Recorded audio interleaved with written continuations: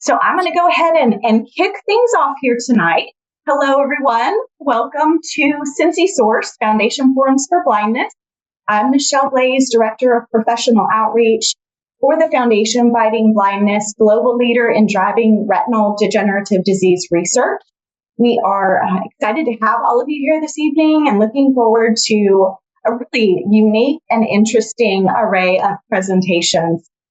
Each of our presenters will have about 7 minutes to introduce themselves, their organizations, and their services for the blind and low vision community. At the end, we will open up for questions. So if you will hold your presentations to the end, that would be fantastic. We will also be sharing the recording of this session on the Cincy Source page, which you can find by visiting fightingblindness.org, select for eye care professionals, and then Foundation Forums.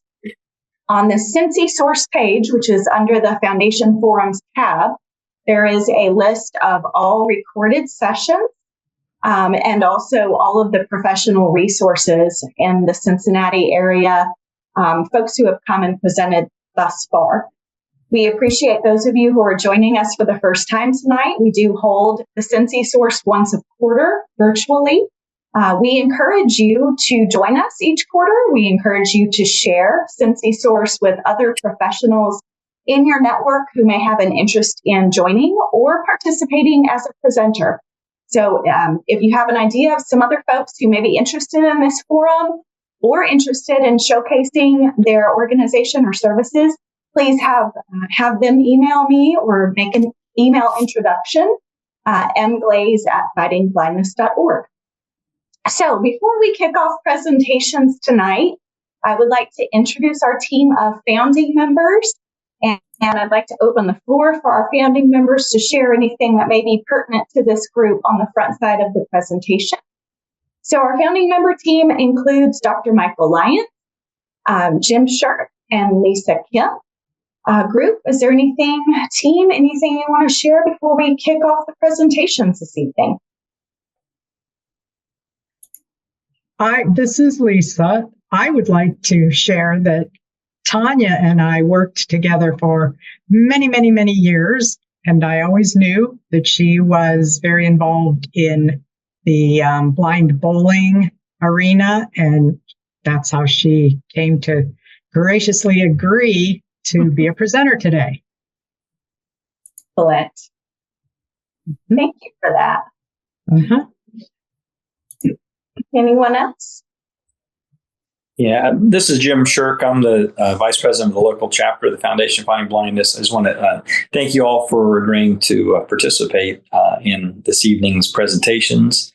And again, just trying to get info out to the eye care professionals in our area about, what hope and what things are out there, because unfortunately, in too many cases still today, someone receives a diagnosis which isn't great and then aren't really left with too many other resources. So that's why I'm involved with professional outreach, and again, glad that you all are here to help promote those resources. Awesome. Thanks, Jim. Yeah, thank you, Jim. I absolutely agree, Michelle. I just appreciate everybody taking the time to spread their knowledge.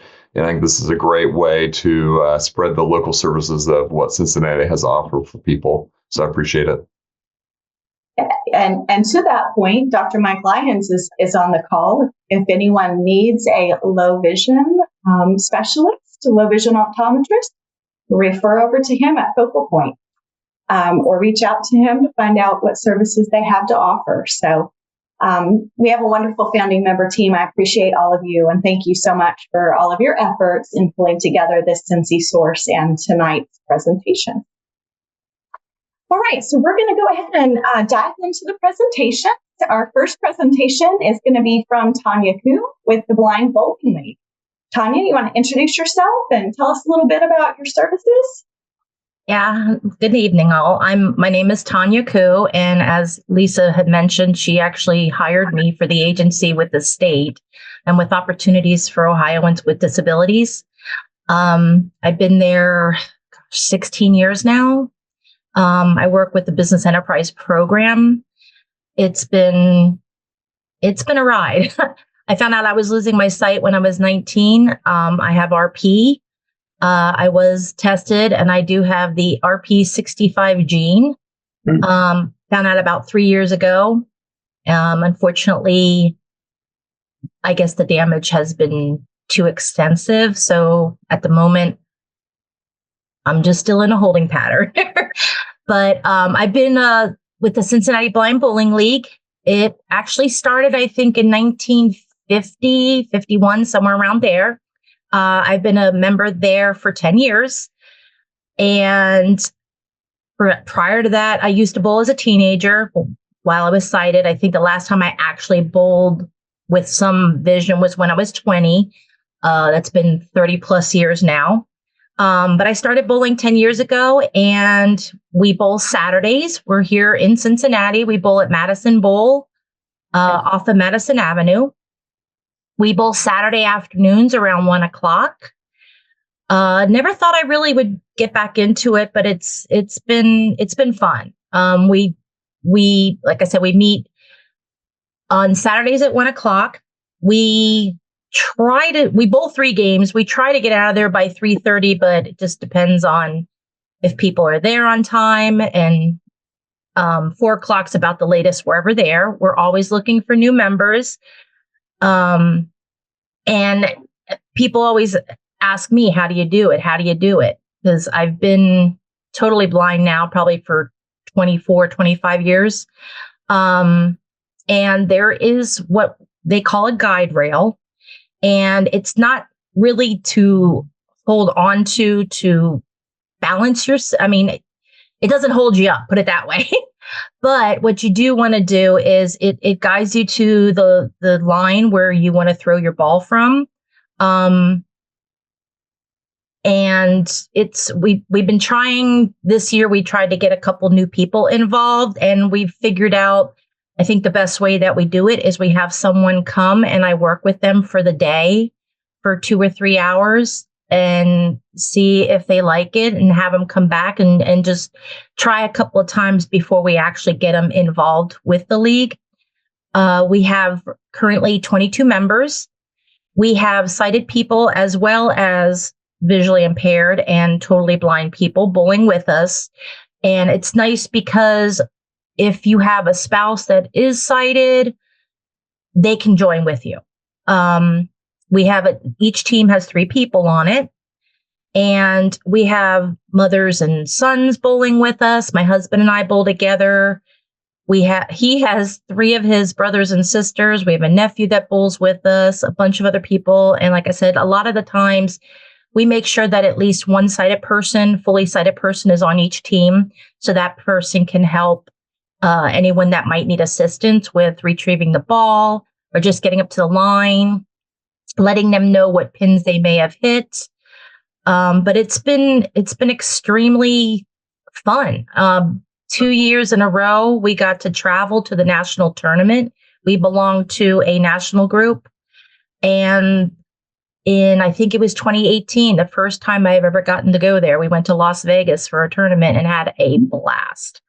And then the following year, we ended up in Pittsburgh, and we joked about Pittsburgh, but we had just about as much fun there as we did in Vegas. So we get to travel sometimes. I think this year the thing is in Cleveland. The tournament's in Cleveland in May.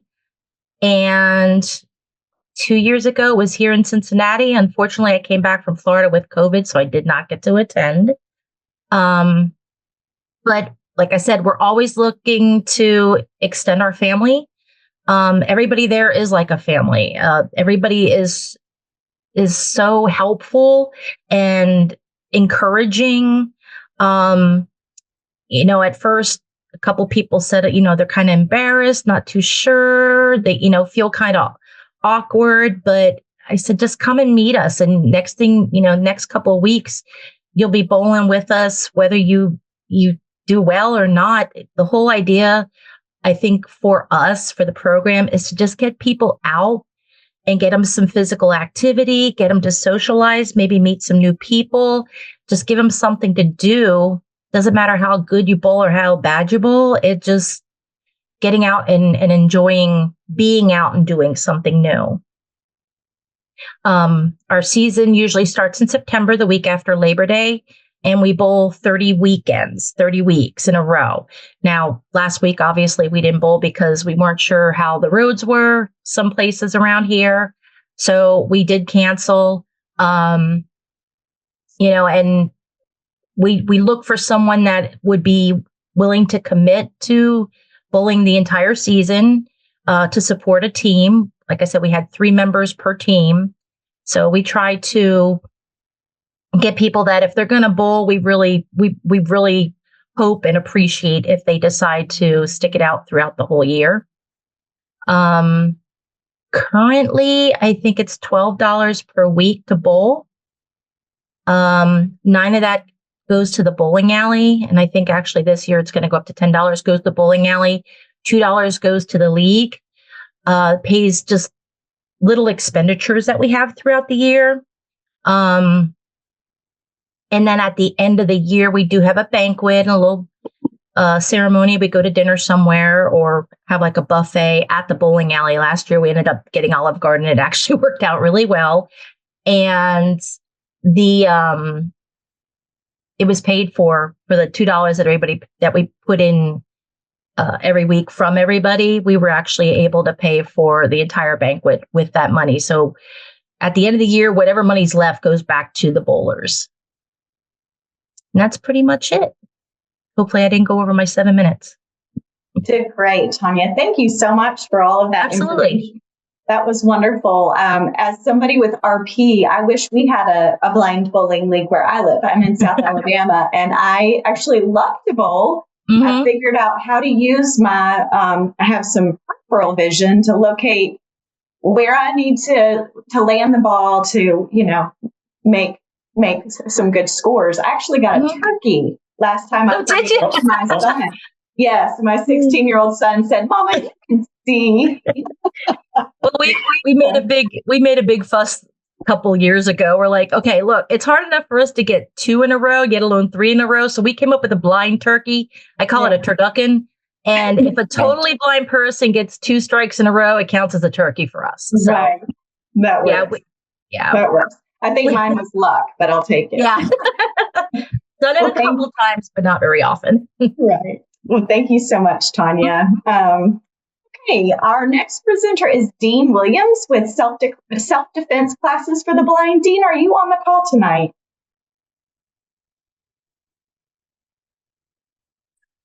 Michelle, I texted him and he was going to hop on. I referred him to the email you sent this morning. So okay, all right. Well, maybe we'll pause on him. We'll move to our next presenter, and hopefully he'll be able to join us. Cooper Gould, I know you were on the call because I heard you earlier. Cooper is with United in Stride. Cooper, you want to take the stage and tell us about your organization and services? Yeah, absolutely. Thanks so much, Michelle. It's really wonderful to speak to you all tonight.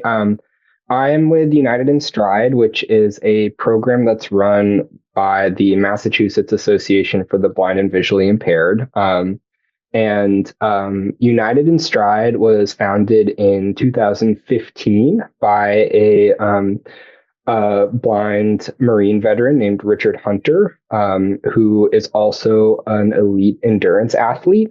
He's run all of the world major marathons, and he is really passionate about making sure that anybody who is blind or has any sort of low vision or visual impairment is able to connect with the people that they need in order to guide them so that they can stay active and live active and healthy lives. And so that's what United in Stride is designed to do.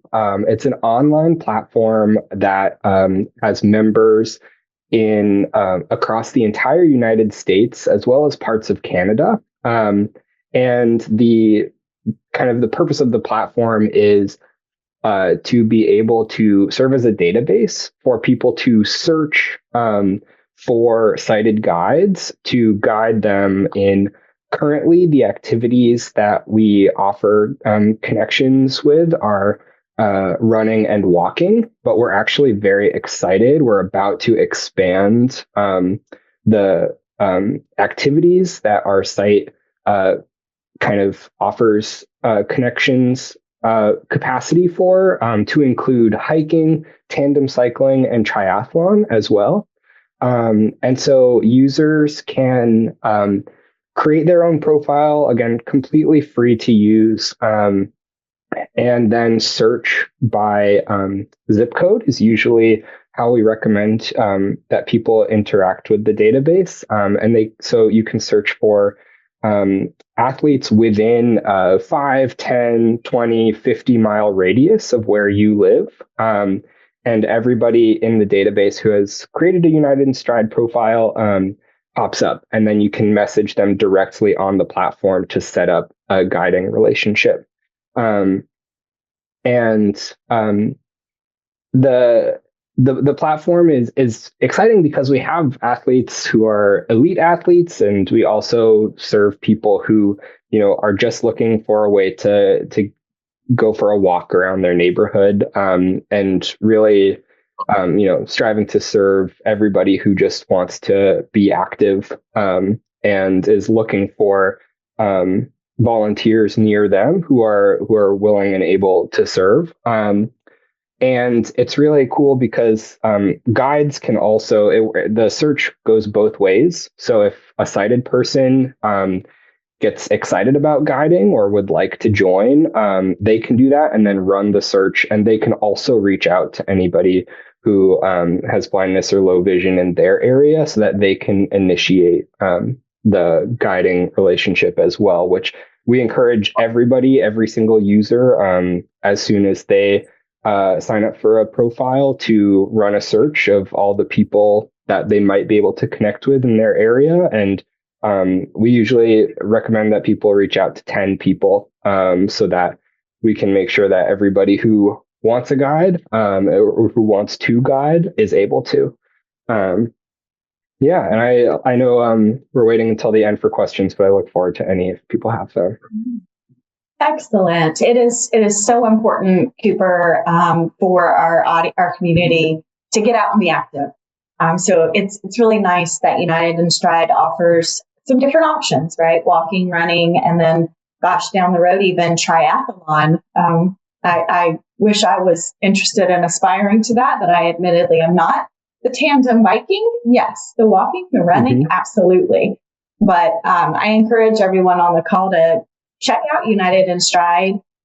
We need to be active. We need to be outside, getting vitamin D and exercise and fresh air. And, if we have someone to join us, even better. So, Cooper, thank you for your presentation. And again, if anyone has questions, we'll be opening up for those at the end. All right. Thank you. Thank you. All right. So next, I didn't hear Mike Breeden, but Mike Breeden with Two Can Do Tandem Biking. Are you on the call with us tonight? Can you hear me? I'm trying.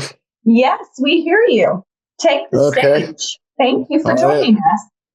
Okay, I was trying to give Dean a chance. I didn't know if you wanted to try to reach out to him or see if he was around or not, but maybe you could check with him and see if he's around when I'm finished. We can do that. Right. And take it away. Okay, my name's Mike Breeden, and I'm from the greater Cincinnati area also. I live in Burlington, Kentucky, close to the greater Cincinnati airport. And I am the president of the Two Can Do Tandem Cycling Club. It's funny you all talk about that. It's a great thing to do, to get out and get fresh air. And we have a tandem cycling club, and we've been an actual club since the late 90s, I think, probably 26 years. We became a 501(c)(3) club there, and we provide rides for blind and visually impaired people, and of course with sighted captains. And we have about 12 bikes, And we are here on the Little Miami Bike Trail here in Loveland, Ohio. And we have about 20 members right now, off and on, depending on how things go with the crew and people show up. And we provide rides, transportation. We try to. That was part of our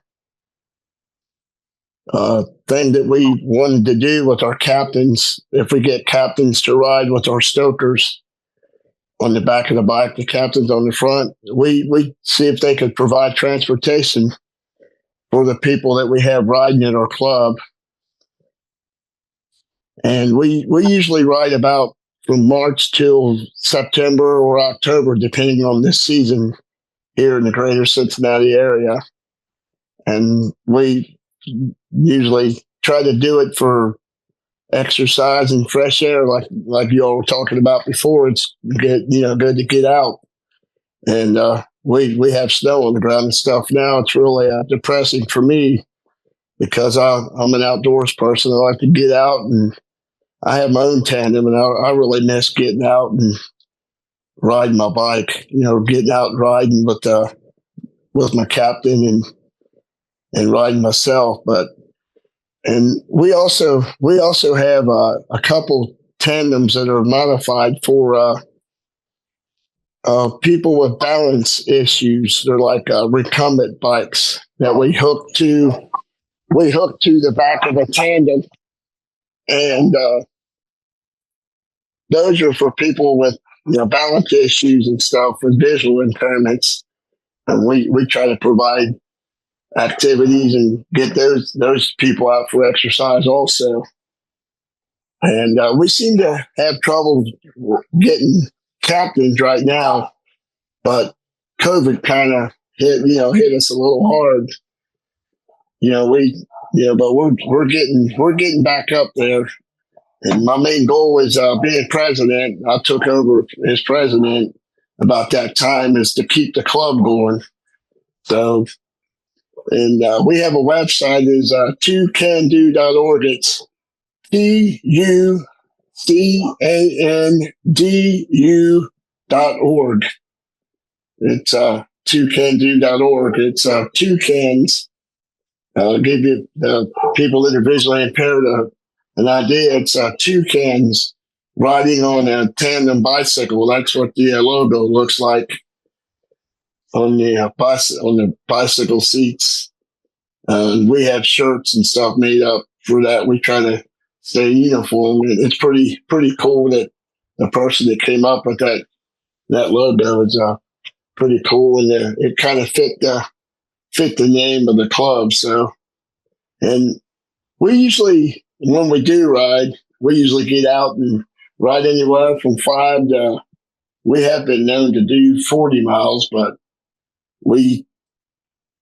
it's kind of tough sometimes, when you depend on transportation, people bringing you in, taking you back home and stuff. So, but we just try to get people out and have a good time and get exercise. I'll be around. I'll try to be around for questions and answers too, if anyone has any.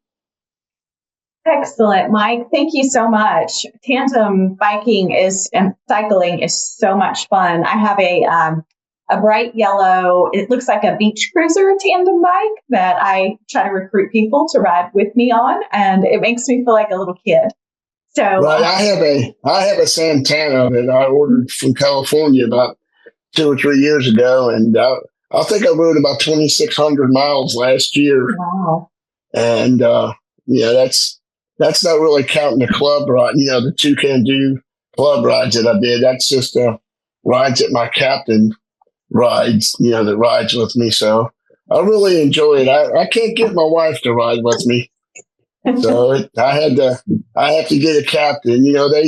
They said either makes or breaks a relationship, and I decided not to encourage her to ride with me because I wanted to keep her around for a little while. There you go.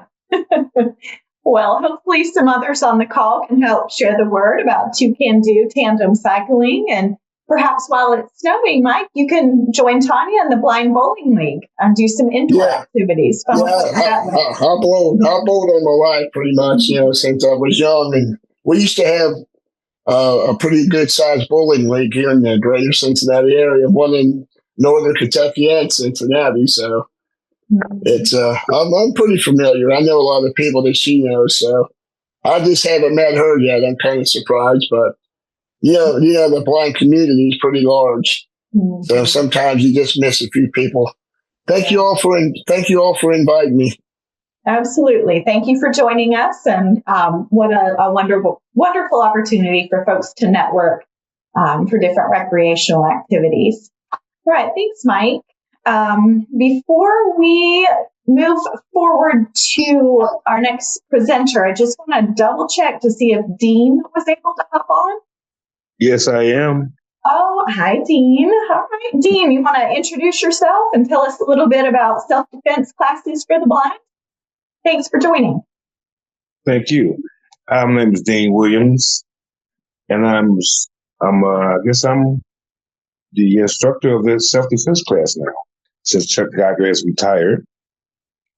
So we teach self-defense class for the blind and visually impaired, and it's a good course for the blind and visually impaired. It's kind of builds you a kind of self-confidence of protecting yourself. And, it gives you, a lot of blind people are a lot of scared of I'm not going to say scared, just say just not eager to get out and venture out in places and all that without help and guides. But once you got a self-defense class, it kind of helps you to be more independent. You want to get out there a little bit more.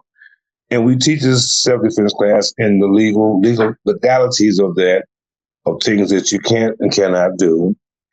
And the self-defense course is just the same thing as a visual course of self-defense. It's just different techniques and different strategies that we use for the blind.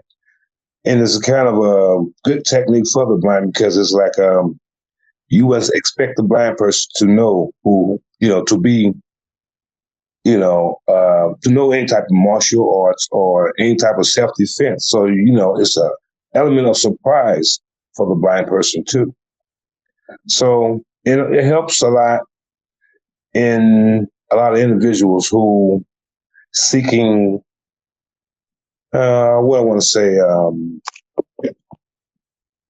independence, more independence. I'll say more independence. Because being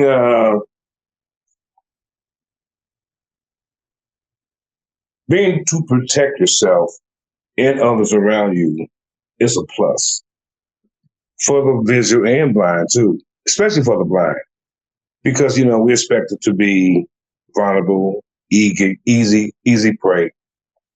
But the self-defense class teaches you not to be easy prey, to protect yourself and not to be a victim. So, we start off simple steps, foot techniques, and then the main thing is self-defense. And then we teach strikes and, to get someone up off of you and to make them retreat.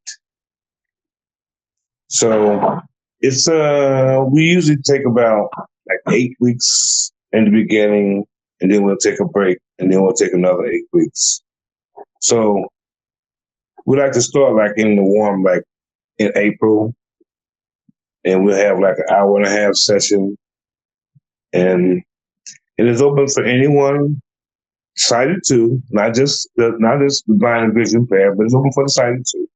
So, and we're looking forward for a lot of volunteers and a lot of participants coming up soon. So we're going to be sending out some of the forms or whatnot, trying to have people to come check us out and see if they like it or not.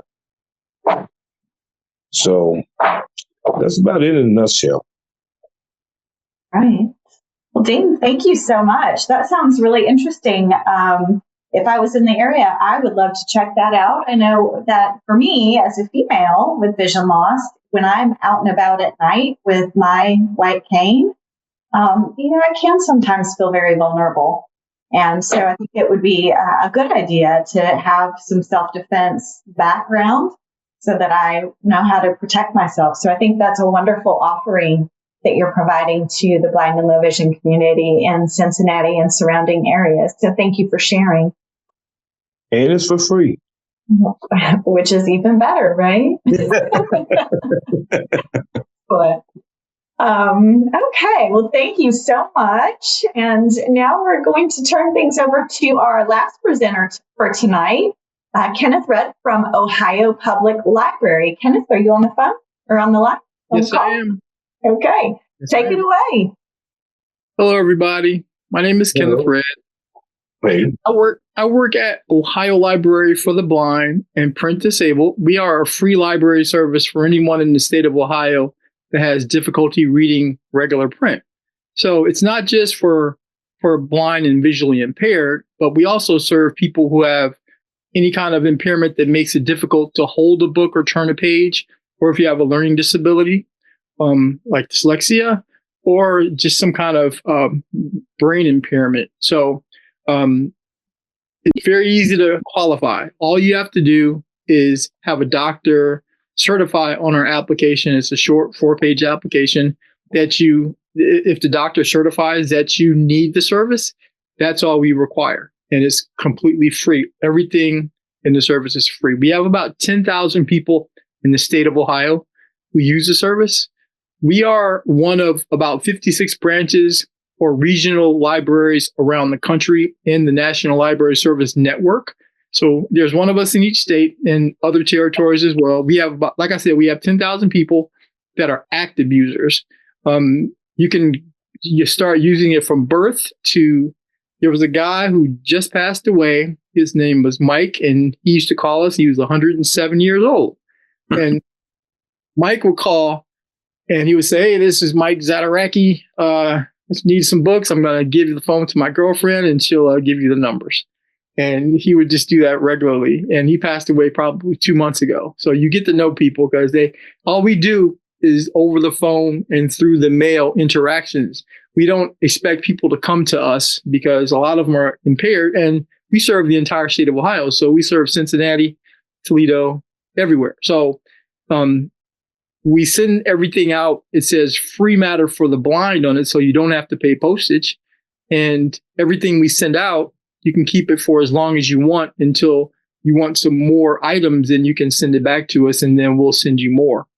The 4 main things we offer are the 4 main mediums that you can access our books are Braille books and magazines. So we send you these big Braille boxes that have multiple volumes for these books. So for instance, you might get the King James Version of the Bible, and it's got like 22, 23 volumes. So your mailman might not be very happy with you, but everything is free matter. So we just send it out that way. But we have magazines. We probably have about 70 or 75 rotating magazines that you can get. And once you get those, they're just on Braille paper, and you can discard them or give them to someone else if you want. So we have everything from Reader's Digest to People to Oprah, Consumer Reports, Psychology Today. It's the wide variety. But we also have Playboy. So I always tell people that if somebody says they're reading it for the articles, they're not lying to you, because there are no pictures in there. But we also offer DVDs, but our DVDs have description.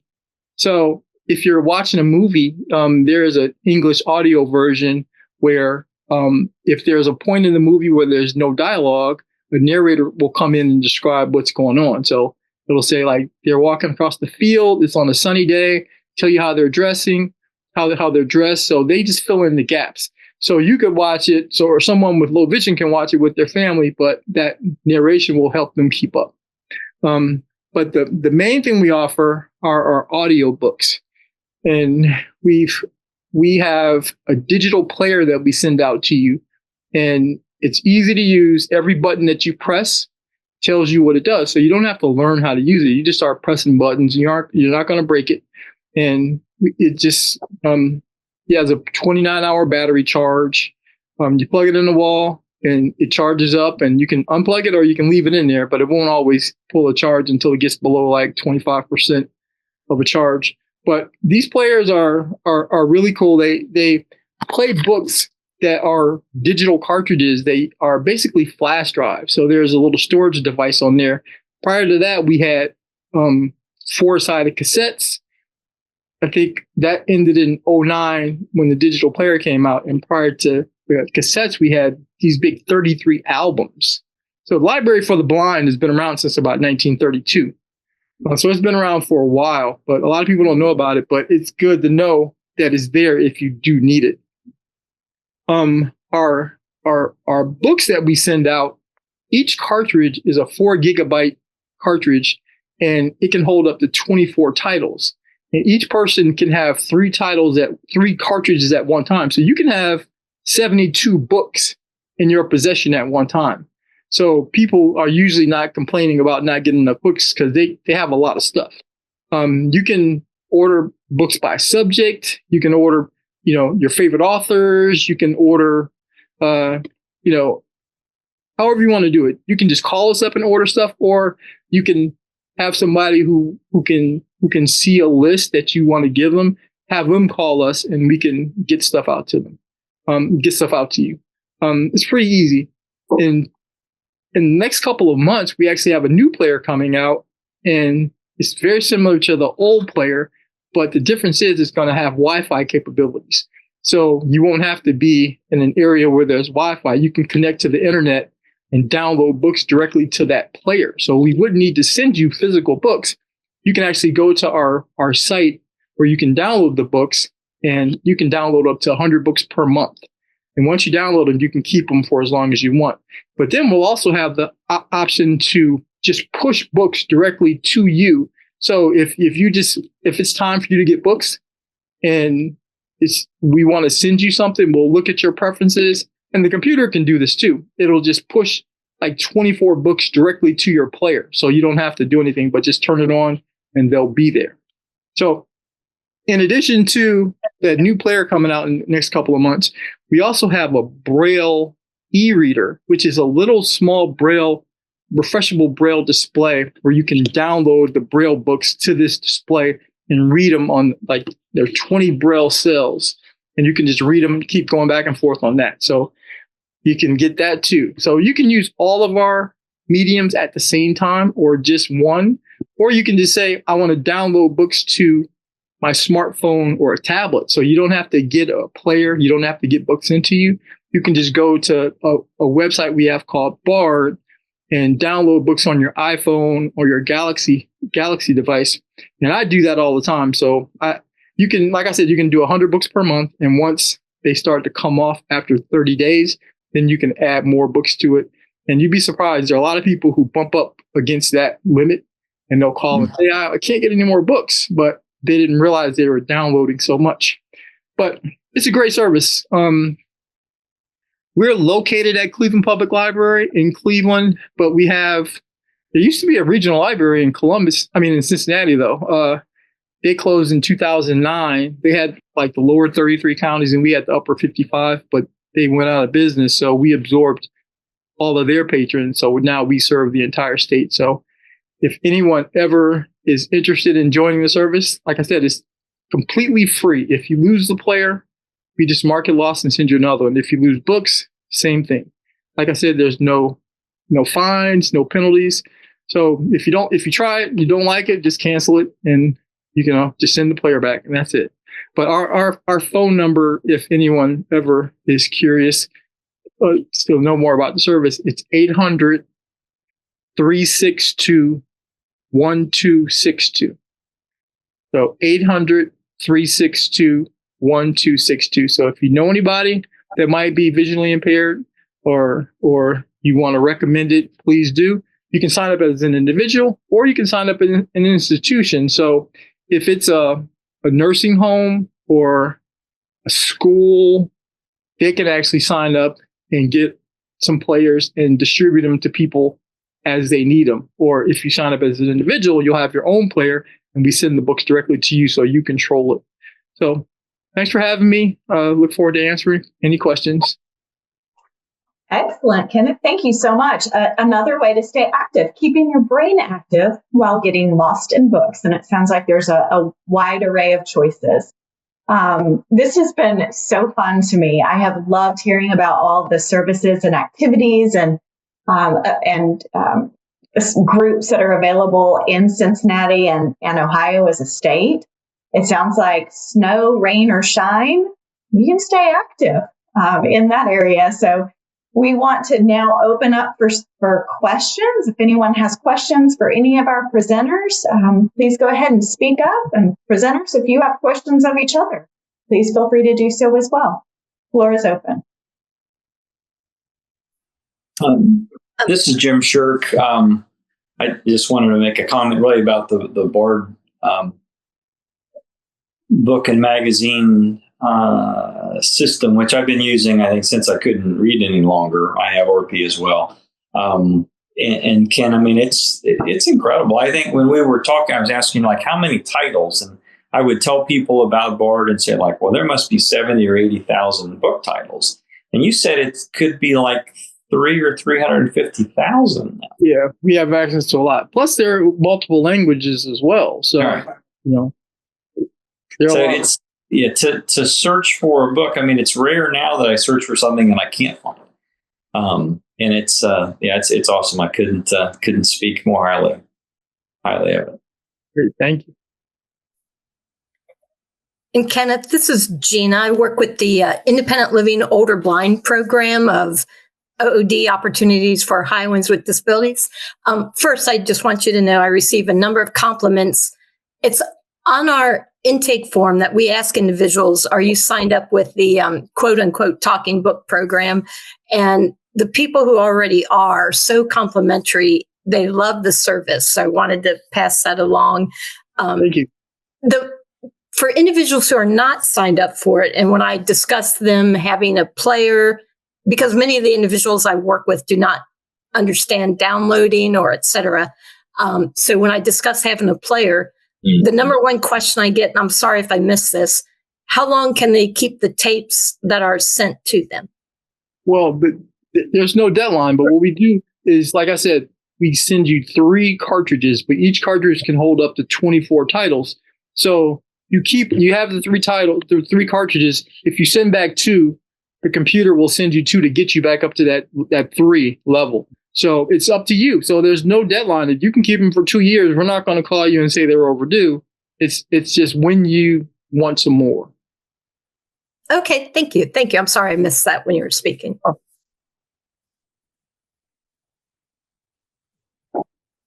Hey, I have a question. This is Lisa. For the gentleman who did the self-defense presentation, we had the previous instructor, Chuck, do a demonstration at a local Foundation Fighting Blindness meeting one time. And I got to tell you, Michelle, it is fascinating how you learn the steps and how you learn to, basically control the person who's trying to control you.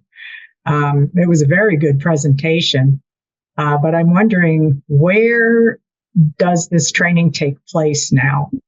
I think it once was at Cincinnati Association for the Blind, but where does it take place now? This is Dean again. Yes, it's also at Cincinnati Association for the Blind, but it's at the Hornbeck Center downtown on Kenner Street. And we held it usually like on Tuesday evenings after 4:30, like for an hour and a half.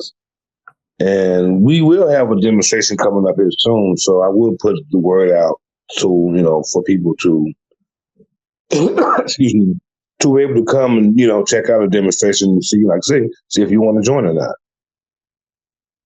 So we will get the information out there. It will be somewhere in April. So in a couple of months, we'll be putting it out. Okay, thank you. Lisa, I was saying, Lisa, that's over by the Dalton Post Office. You're familiar with that. Oh, okay. Mm-hmm. The Is that new still location, standing? the new Yeah. location for the manufacturing, or Mhm. some of the manufacturing. Yeah. Mhm. And Dean, I just want to echo what Lisa said. That chapter meeting that we had that Chuck led. I mean, it in a pretty short amount of time, we at least had some basic idea of, if there's a threat or a perceived threat, do this. And it doesn't mean you're going to take somebody down, but at least you're going to give them the impression that you maybe don't want to be messed with. Mhm. Maybe that's the best. Maybe that's Yes, enough. those are the three things is you gotta is recognizing, analyzing, and resolving those situations. So yeah, those that it'll be. See, the thing about it, it'll be very helpful for people to come and see, because you can actually meet. Saying it is not nearly as good as you when you come and get the demonstration.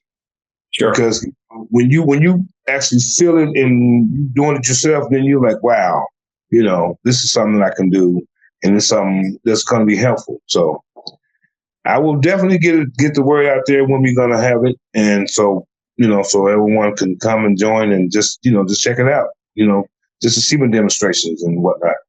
So Chuck might be there, but most likely he might not be there, but we'll be still giving class. Thank you. On his guidance. Excellent. Any other questions? Comments? Hey, Michelle, this is Nick. Hey, Nick. Hey, I had a question for Cooper. I know you and I, Cooper, are going to meet and talk, but I was curious if you guys are doing specifically with Cincy, but like anything with the marathon. So like the Flying Pig or, anything to kind of like bring in the United, what you guys are doing at United in Stride with like actual runners and things like that, or, to try to get ingrained in the Cincy community a little bit. That's a great question. We currently don't have any kind of on the ground connections in Cincinnati. Our team is based in Boston, and we have a growing network of ambassadors who are kind of dedicated to the specific city that they're in and the kind of surrounding areas, and we're growing that network. Right now, we have about 8 who are active. Our goal is to get up to maybe 12 or 16 in the next 6 months or so.